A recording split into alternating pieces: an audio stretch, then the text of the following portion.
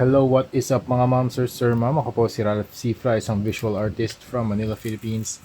And today we have Gunslinger Spawn and the Bat Cycle. So we are going to review this. So let's proceed with Gunslinger Spawn first. So ang gagawin kasi natin dito, i-custom repaint natin ito in a few after this video. So kailangan na nating i-review muna. Okay? So si Gunslinger Spawn, super cool. He stands around ganito. Okod 8 inches tall kasama na yung top of the hat niya. Medyo matangkad siya compared sa mga McFarlane's kasi usually 7 inches tall sina Batman, McFarlane's. Try nga natin to. I have a 7-inch na Batman White Knight. So next naman natin na i-review to si White Knight. Meron kasi tayo nakuha ang Bat Cycle na 3,000 pesos yung set, kaya kinuha na natin yan. Ilalagay ko kasi dito yung yung Bat Cycle na to kay Gunslinger. Tapos yung Bat Cycle na White Knight gagamitin natin dito kay White Knight. Mas matangkad nga talaga siya. Ito usually ganito lang mga McFarlane toys 7 inches tall. Okay? Alright, so let's start with the head. Meron siyang hat, very tall top hat. Tapos meron siyang mga galing nga, merong leather band around it, and then merong skulls. And also you can see Spawn's face with light green sa kanyang eyes. And also meron siyang face, yung kanyang face plate, and also the white na design sa kanyang eyes papunta dito sa kanyang chin. And you have also the strap, yung leather strap, mga holsters para sa gun. Ganda ng kanyang gun. This is more of like a long rifle na meron din mga skulls sa butt of the shotgun. And also, ganda ng ginawa nila dito, parang texture ng wood ang pwede mo ilagay dito sa likod. And also you have the cape.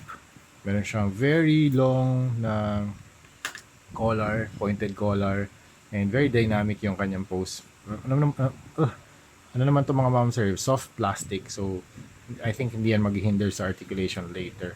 Okay? Tapos, meron din siyang, ang ganda ng ginawa nila dito kasi meron siyang cut dito sa arms. Usually, yung cut sa arms, okay. Okay. Sa mga McFarlane's kasi usually dito, sa may bicep area. After nitong bulge na to, itong shoulder.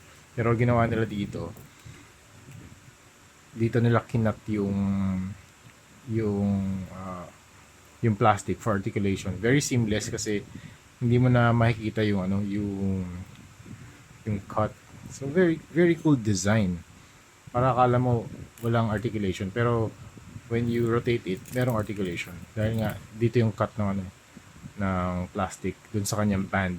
Okay, along the band, merong mga skull designs. Dito naman mga spikes. Ito, spikes din yung kanyang arm guards.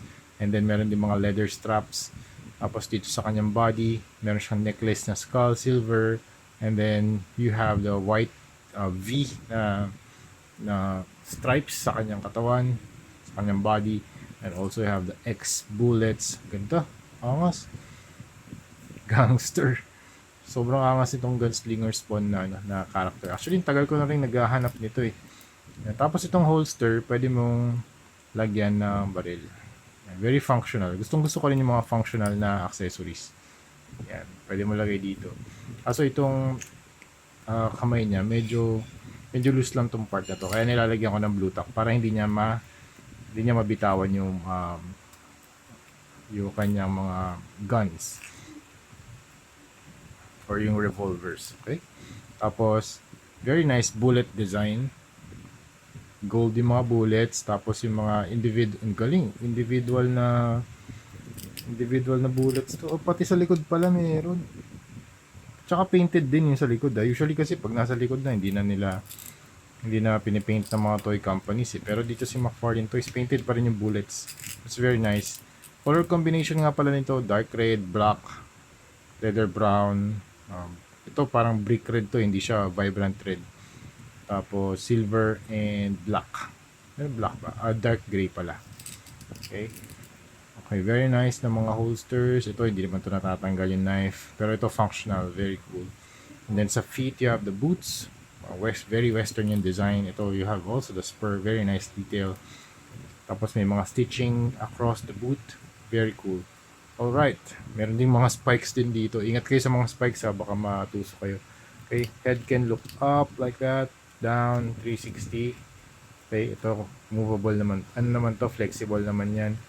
This one can also be removed. Tapos itong kanyang arm can move out. May rotation. Okay, 360. Pwede. Ingat lang kayo dito. May mga spikes. Double jointed bend sa elbow. Arms na on a ball joint. Tapos it can also stretch, crunch, movement side to side. Tapos it can also kick. Can it kick? Kick like that. Okay, nice. Okay, ingat lang kayo dito. Ayan, no? Medyo, pag naiwan yung naka-kick siya, ito, may kakaroon ng stress dito sa part na to, sa plastic na yun. Okay? Ingat lang. And then, the cape is on a softer material, so it can also move or be posed in a dynamic pose. Okay? Double jointed knee, and also, ball jointed yung kanya. Ay, ball jointed. Ball jointed yung paa. Tapos, meron ding toe articulation. Okay? That's very cool that's a very cool action figure from McFarlane Toys. Very, very nice. Okay. Proceed naman tayo dito sa Batcycle. This Batcycle is from the Dark Knights Metal. Okay. It is around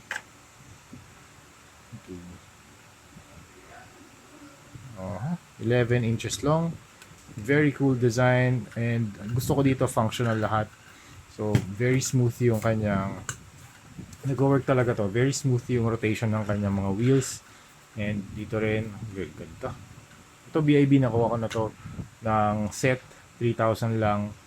Kaya, ay, naanohan ko pa, natawarin ko pa. Shout out to you, sir.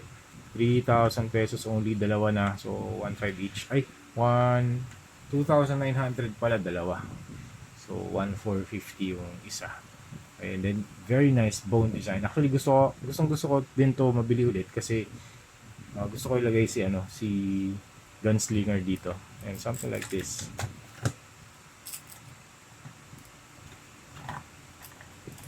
Ayan, something like this. Gusto ko maging ganito yung design niya.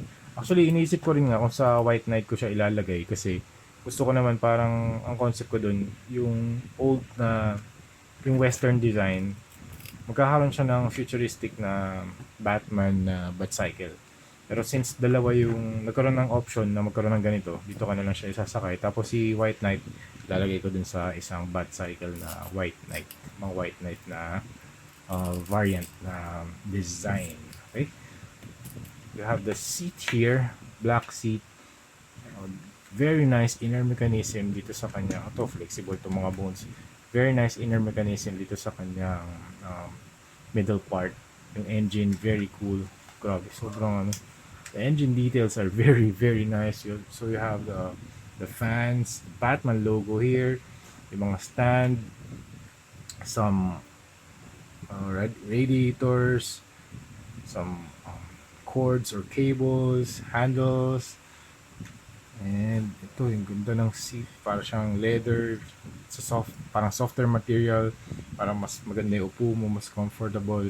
Then you have the springs here, Batman logo, ganda ng wheels,